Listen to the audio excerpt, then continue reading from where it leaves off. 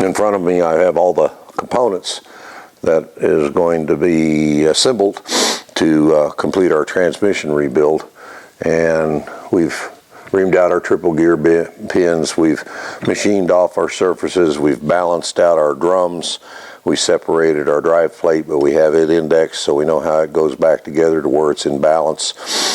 We've checked our spring pressure. This is a new spring, about 110 pounds. We'll use it, and one of the primary reasons that we're using this watch clutch kit is they're thicker. They still use a couple in between each clutch disc of the standard Ford clutch pack, but the original clutch pack had 25 discs in it, and they had real sharp edges, and they would eat out this edge of the transmission. Now some of these you can take a 4-corner file and smooth these down to the point where you can get by and have a serviceable clutch.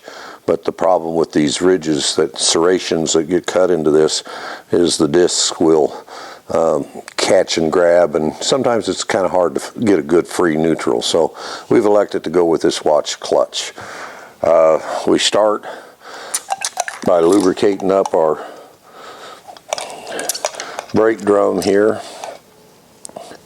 Get some oil on it. Get some oil into the bearing surfaces.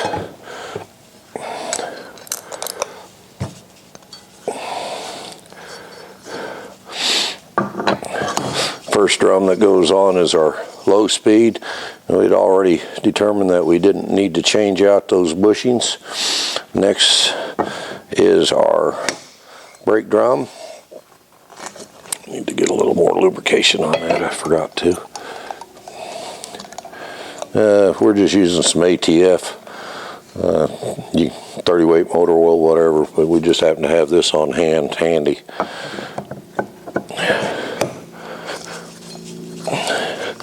And everything revolves real nice. There's 2 keys. There's actually 3 large keys in the transmission. One that holds what I call the clutch basket in place, and the one that holds the driven gear in place. And the driven gears have 2 flats on them, and they go into here. And just kind of tap them in and make sure that we get them kind of closed in, because we're going to start that driven gear. Driven gear, there's no right or wrong way to get it on, and I'm going to try to tap that down and get started on our keys, and then we'll finish that on a press. So we're going to go to a press right now and press that into position.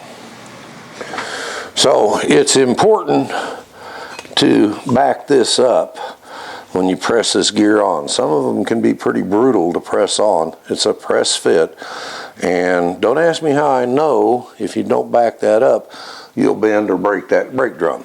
Just don't ask. Just take my word for it. It will do it. And I've got a couple of plates over here that I'll just set up on top. And I want to make sure that my keys, that I did indeed get them started. So I'm going to kind of come down here and turn things where I can kind of watch it and feel. And yeah, I got them lined up and they started. And you just press that down to where it stops, up against the sleeve of the brake drum. So we've got our gear pressed in place. We're ready to install our triple gears, and there's a little more discussion. The driven gear has 27 teeth on it, so every 9th tooth I'm going to put the triple gear in with the timing mark, and the timing mark on this happens to be a little U right in this area, and I'm just going to highlight that.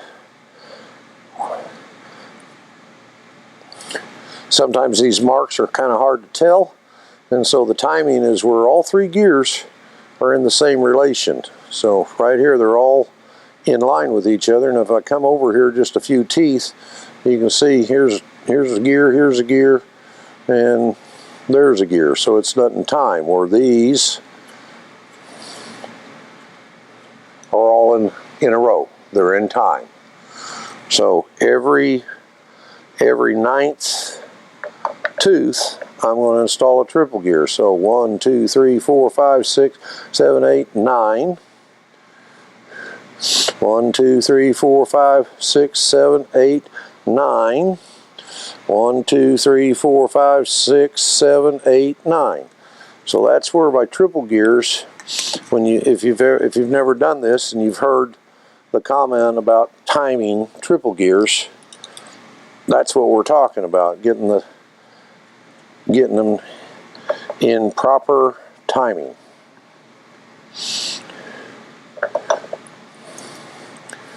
So now we gotta turn this upside down and get it onto the how'd I do that? Get it onto our main shaft, and that's kind of gets to be a juggling act. So some safety wire, and just simply run, just twist that up to where everything's kind of snugly.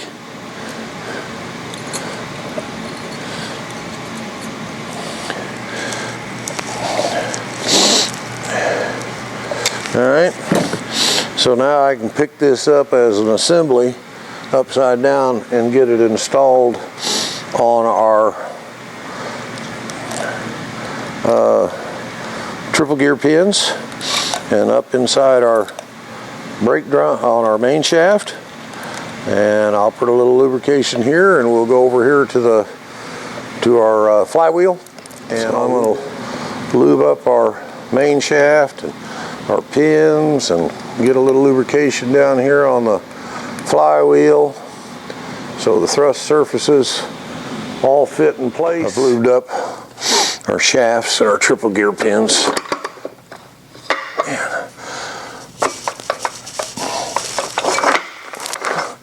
And drop it in place.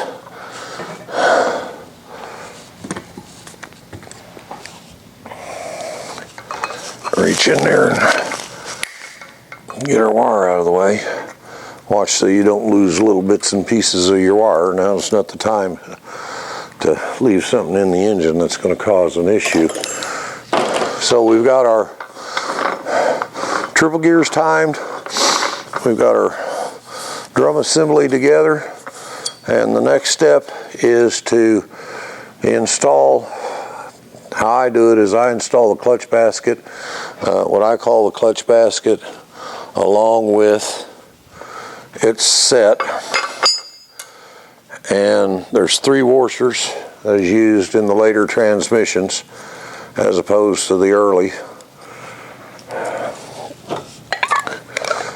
I'll pour some lube on it and drop our washers in place.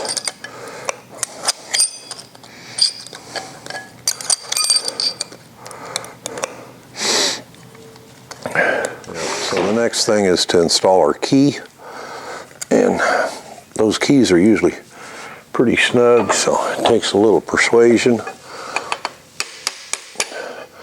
And I always kind of get it started at an angle, because this clutch basket should be kind of a drive fit on it, and if you kind of kick it in a little bit, it will let it drop down onto the key. We just have a piece of tube stock here.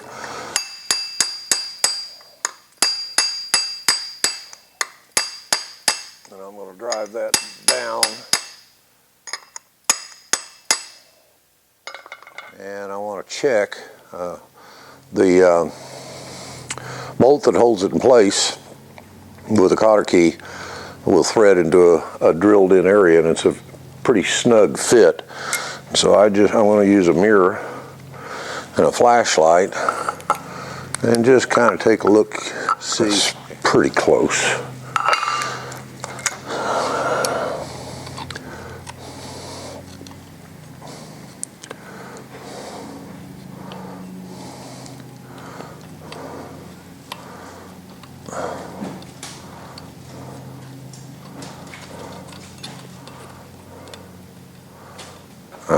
So it's not far enough down yet because haven't even got it started in our bolt. So I'm going to give it another whack.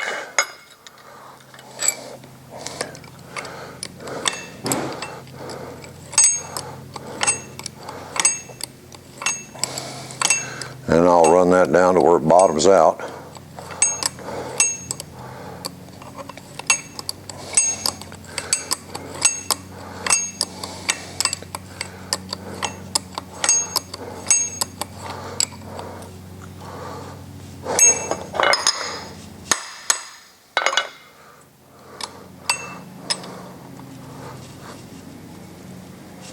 And that's it.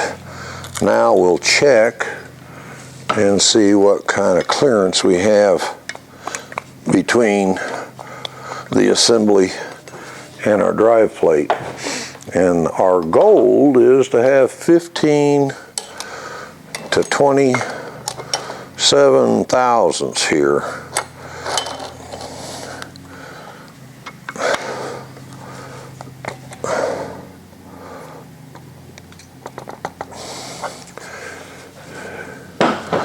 So what do we got here? There's a 0 on this thing somewhere.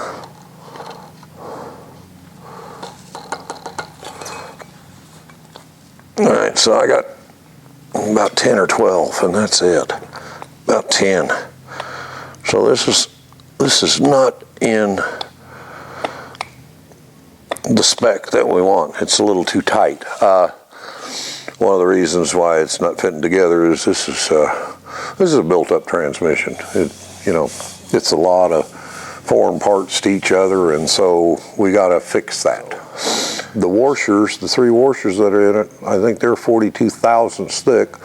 So we either find a thinner washer, or what I do is I'll take this clutch basket back off, chuck it up in the lathe, and I'll remove the amount of material off the back side of it to give me to get me into that 15 to 27. So right now I'm at 10, is what we said. Yep, 10. So I'm going to chuck this up in our lathe, center it all up the best that I can, and I'm going to remove about 10 thousandths off the back side of it to give me that clearance. So we're going to remove our clutch basket again and cut that down, put it back together, and see where we are.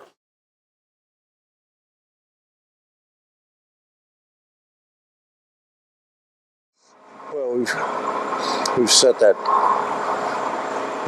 part up into the lathe, tried to center it the best we can, and we kind of took a clean pass at it, and now we're removing 10. Remember, we were at 10 clearance. We want to be somewhere between 15 and 27. So I figure with the little clean pass we did in this, we've got to be in the faced off our clutch basket. Just got the anchor screw in there tight.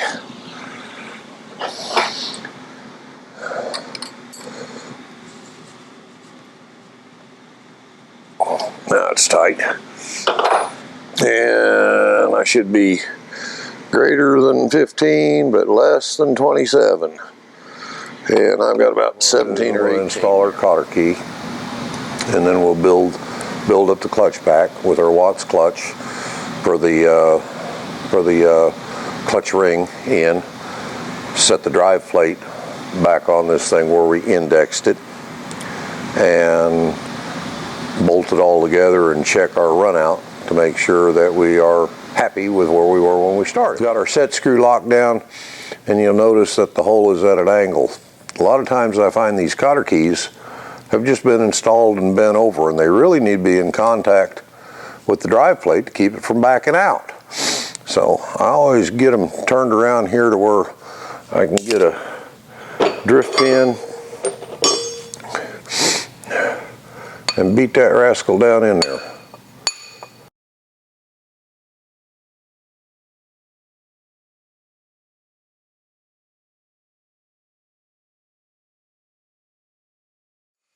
All right, so we got that, and we'll bend this key back over the top.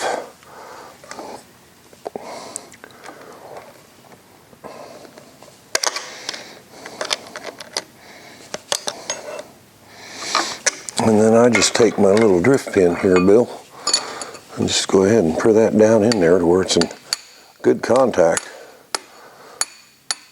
with our drive plate. Now that'll never back out.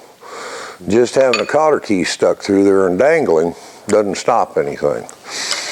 So the next step here is get out some lubrication, get out our clutch pack, and we're going to squirt some oil down. And on a Watts clutch, there's 4 big composite discs and 1 thin one. And the way it works on the Watts clutch pack is the thin one goes in first. The next thing would be to put a little oil on it. These have been oil soaked. In fact, I think these were out of a transmission that had been rebuilt but had never been put into service. But it takes 2 of the small Ford rings and then the big plate. And we'll see if the big plate goes in without filing on it, but we may have to. Yep, I need to go around and open them all up.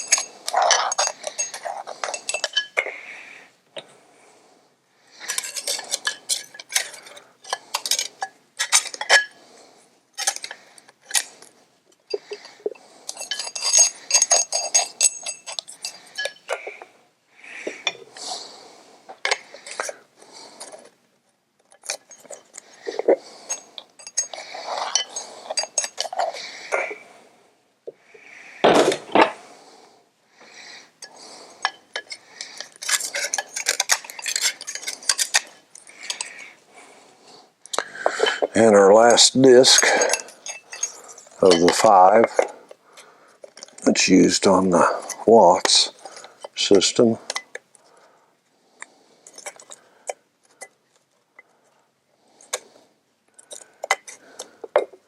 And I'll need to dress that up just a bit there, Bill.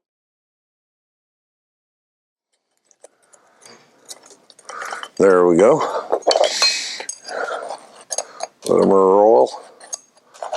And then the pressure ring, the clutch ring, when you use a Watts clutch, you either have to buy the Watts clutch kit, which comes with these pins already shortened, but there's a particular measurement. The standard length won't work because the clutch pack is a little taller than what Ford had. So if you do put a Watts clutch in, you can use your pressure plate and shorten them down. There's a specific measurement. And then the last thing we do is, before we do this, we need to put our freeze plug in here, our soft plug, to seal it up so oil doesn't just come out of the transmission through the 4th main. And we'll do that now. And then install it,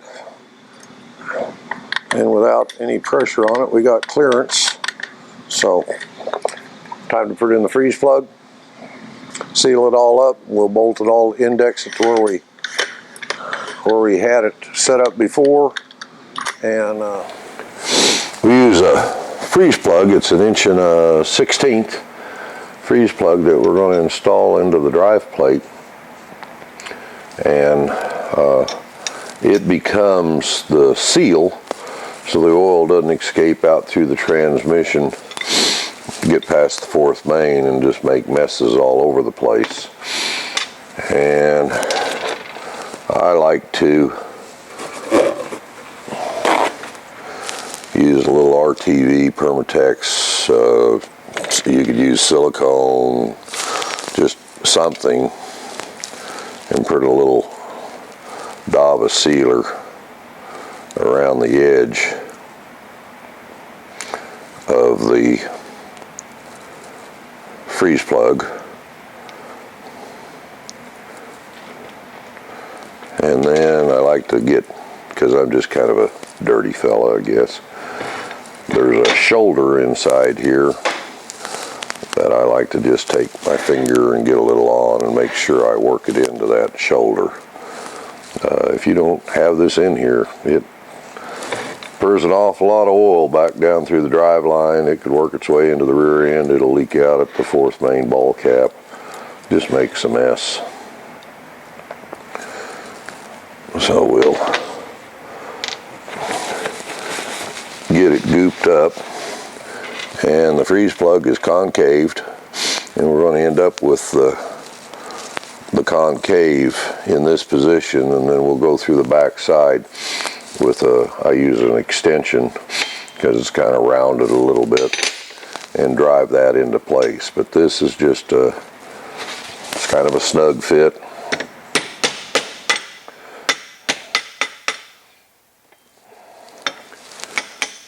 Drive it in below that shoulder,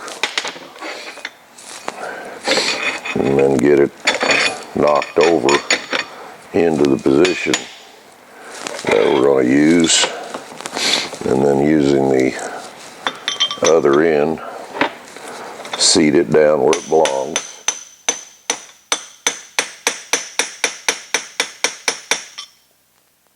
And then flip my extension over and beat that down.